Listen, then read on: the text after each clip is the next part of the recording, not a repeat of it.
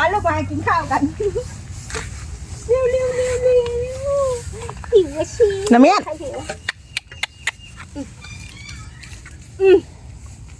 มาแล้วเมียดมาโอ้โหมากินน้ำกันนะกินน้ำก่อนก็ได้แม่เอาข้าวมาให้น้ำเต็มถ้วยเลยลูกนี่หอยเขียวเดี๋ยว